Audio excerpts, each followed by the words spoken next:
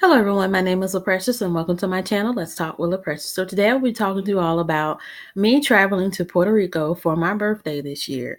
To those of you who don't know, my birthday is December the 18th, which is exactly 1 week before Christmas. And yes, as a child, I did get double the gifts. I got gifts for my birthday and for Christmas separately. So I pretty much been spoiled my whole life when it comes to Christmas and my birthday since they're so close together.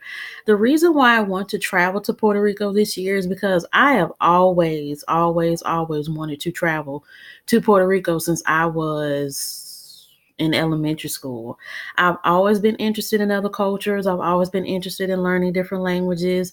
And I never really got the chance to travel to another country as a child. And I feel like I owe it to myself this year to travel to another country because I am an adult. I have more freedom, I have more willpower, and I have more of a say over where I travel. And I feel like I deserve it because I have been working my butt off in a little bit of the new year that we've been in right now. Because even though we're in March, I've been working my butt off like crazy. To those of you who don't know, I am a teacher's assistant, but I have graduated from that job into a full-time job that pays me more money with benefits. So I'm really happy about that. And I'm really happy that God blessed me with the job that I've always wanted and blessed me with the opportunity to have a job that's like that. And I do start that new job this Thursday. So I'm really happy about that. Another reason why I feel like I deserve this is because I've been working my butt off, and not only do I have this new job coming up, but I do work at Walmart as a cashier.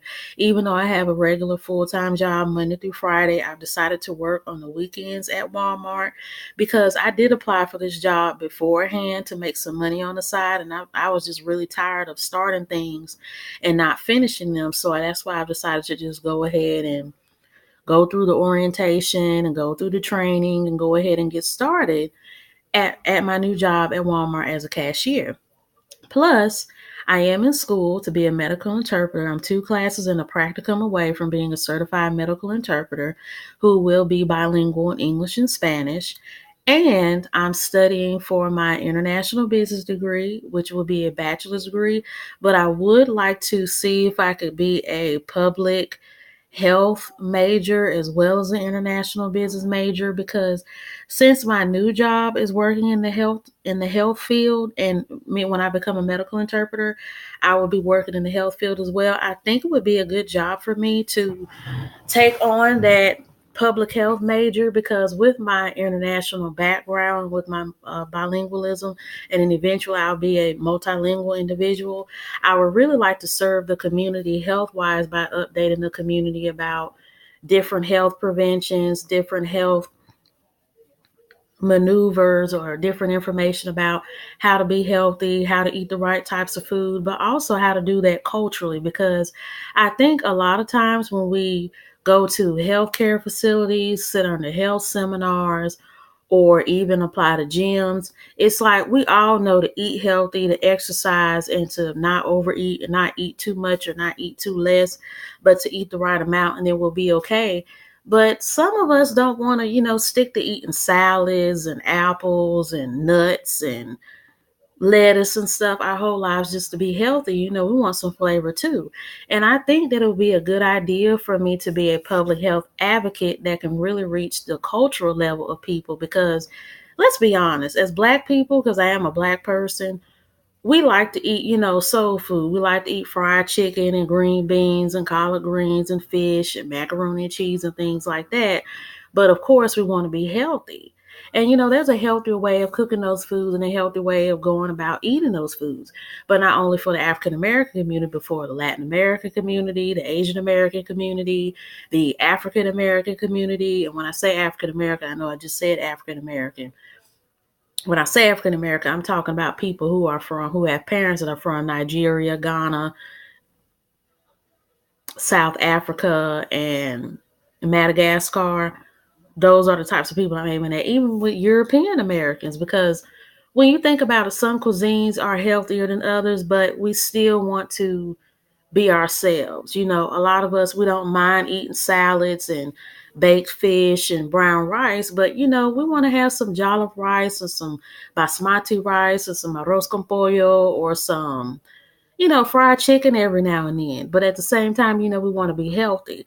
And some of us don't even know that some of our cultural habits or cultural hobbies or even our cultural background when it comes to the dances can be good exercise techniques for us. And we've seen that with Bollywood dancing, with Bhangra dancing, with salsa dancing, with hip hop dancing. And so I think I would like to be a cultural advocate in the health department with public health, because I feel like in the day and age that we live in, due to our society becoming so diverse and a lot of people really wanting to change from doing the same old and doing something new and different, I think that's something I would like to bring to the table. I know I just like kind of went off subject of going to Puerto Rico, but I just felt the need to mention that because in a lot of my videos, I know I can be, I'm not a negative person, but you guys have seen my multiple faces. You guys have seen my happy face, my angry face, my pissed face, my mad face, my attitude face, but I just feel like it's really good for once to make a video that's just really positive. So I just felt the need, to share that with you guys, and I hope you guys are all happy for me. But moving along to Puerto Rico and going there for my birthday and for Christmas, I feel like I owe it to myself because I've been working my butt off. I've been accomplishing my goals. I've been achieving my dreams. And why not go to Puerto Rico? It's one of the most beautiful islands in the Caribbean. The culture is really rich with the food and the music and the people. And plus, I would really like to see what the people in Puerto Rico I really like, because growing up, I had friends who were Black, Mexican, Puerto Rican, Mexican, and Puerto Rican. I had classmates that were Dominican, and I had friends who were Colombian. I've met people from different Latin American countries throughout my life. But a lot of times when we meet people in an American setting, we get a different feel from people. Now, you have plenty of Puerto Ricans that live here. I've had ex-boyfriends that were Puerto Rican. I've had friends that were Puerto Rican. And they were pretty much nice people, cool, calm, and collective, and really relatable, from knowing them here. But I've noticed that a lot of times, I don't want to say ethnic American. How can I say it? I would like to say ethnic American, just so y'all can get an idea of it. I've noticed that ethnic American people can have a different approach to conversation and relationships and connections than non-ethnic American people, which means that the people from Mexico, Puerto Rico, or Haiti that have lived here all their lives, or they're like a third or fourth Haitian or Dominican or Mexican American, their approach to things will be like ours. But when you go to their home countries, the approaches to relationships and conversation and school and family will be altogether different. Because I think I would really like to experience that for myself and just see, what I like, what I don't like, what I'm interested in and what I'm not interested in. Because I think sometimes when we have conflicts with people from other cultures in the United States, we may not be getting the honest reflection of a culture of people or the honest reception from people, or we may not even be getting the real thing, because anybody of any race can be racist, prejudiced, going through, not going through, poor, rich, fat, ugly, whatever. We're all human. So we're all going to experience the same things. But sometimes people who grow up a different way and who are raised a certain way and who have been taught to treat people this way versus treating people that way, it can be different. And I think sometimes in the United States, we get the bad side of people from certain cultures because they've been forced or controlled, or it's been beaten in them or ingrained in them from their culture, that once they've gotten here, they've had to behave in a standoffish demeanor as a way of protecting and preserving themselves so that they can keep any outside influences out and retain their culture and hold their culture within. And so I would just really like to see the difference in that versus being around Latin Americans or Latinos here versus being around Latinos in their home countries. And it's even the same way with Asian Americans as well, because based off of my experiences with Hispanics in the United States, I've had the good, the bad, and the ugly. Now, when it comes to Asian Americans, I've noticed a difference in between depending on what country they're from. Now, when it comes to Chinese people, restaurant wise, really snippy. They'll cut you off in a minute. You can't say nothing. You can't do this, can't do that. And it's very hard talking to them. Now, with Koreans that I've met here, same thing. Snippy, won't let you finish, won't let you have a conversation. You got to get in, get out. Don't touch this, don't touch that. And then when you move down to Filipinos, I've noticed they've been more understanding and more nice and more friendly than Chinese and Koreans have been here since I've lived here, my whole life. And even with Indians, I could say with Indians, it's been very mixed with me because I've met some nice Indian people in Winston so far. Like I've never really met any mean or rude or disrespectful Indian people here. But when I moved to Vegas, it was different out there. Now, on the flip side, when it came to Chinese, I don't think I've ever encountered any Chinese people out there. I did encounter some Filipino people out there.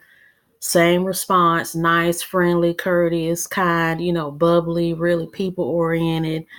And when it came to Indians, now it was a complete opposite. Now on the West Coast, and I mean, let's just be real. You have some ethnic groups that act better according to our standards in other places than some. And so I want to say on the West Coast, when it comes to Indians, they tend to be more sharper and a little bit more racist out there too than they are on the East Coast and in the South. But some of y'all may have different experiences and different responses. But and plus, I also noticed that we don't have as many Asian Americans unless you go to places like Cary County or Durham, Raleigh, Charlotte area. That's where you'll see more of like the Asian community. But I've noticed in the West Coast, they have a larger Asia community out there, especially with Cambodians, Filipinos, Chinese, and Indians as well. But I also liked how in Vegas, when I lived out there, they had a lot of Hawaiian people. They even said Las Vegas has the largest demographic, I think, in the United States of Hawaiian people, because I think Las Vegas seems to be the attraction for Hawaiians. I don't know why, but it just seems to be because that's where a lot of people from Hawaii are, immigrating to. And so, I think that would help a lot of us out who may have had bad experiences with people of certain races here. That if we were to travel to other cities and other states or even in other countries, we may get a better perception and our minds may open up and our hearts may open up and we become more understanding and more compassionate and considerate of others and say, well, I used to think that all Hispanics acted like this, but once I went over here and saw how all of them are not like that, it was different. Or, I went to this state and I noticed how all black people don't act this way. I went to that state, all white people. So, I feel like it's all about where you go and where you live and what you experience. And so I think that would be a good life experience for me to travel to another island, for me to travel to another country. And plus, it's not like the Puerto Rican culture is so unfamiliar to me because, like I said, I've had a lot of interactions with Puerto Ricans here in the States, and I love Puerto Rican food and the music. So the culture there would be really familiar for me. But I feel like by me going there, I'll get Puerto Rico in its exact moment, in its exact state, and it'll be, natural, authentic, and untouched. And I'll be able to get a clearer understanding of the Puerto Rican culture, the Puerto Rican people, and the food. But, I feel like I owe it to myself and I feel like it would be a good trip. And I really do feel like it'll be a good experience for me to travel to Puerto Rico. So I'm really happy about that.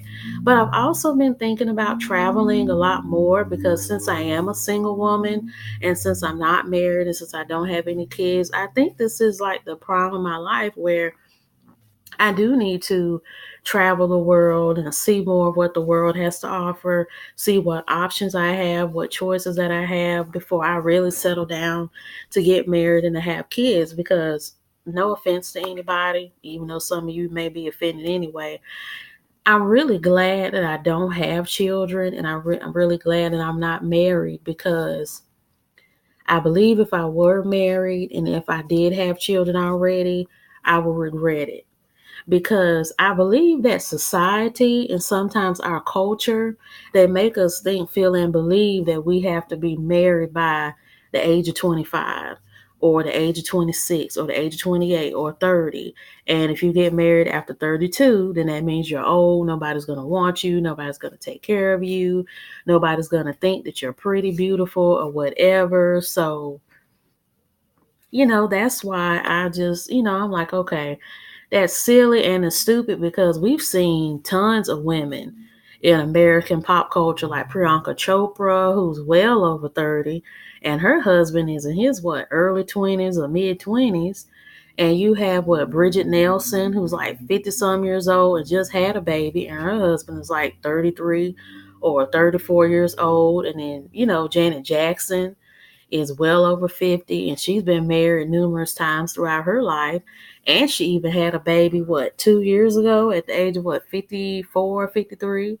So the world is telling us that we don't have to comply with these societal roles or these familiar roles that our families and culture and our friends and even perfect strangers want to tell us to fit in. That, you should have been married already. You should have been this already. You should have been that. But I really do feel like that we should follow the Holy Spirit in how we live our lives and how we carry out our lives and carry out ourselves, because that's when you'll know when it's your time to get married, when it's your time to have kids, and when it's time to really let everything flow in your life that should flow into your life.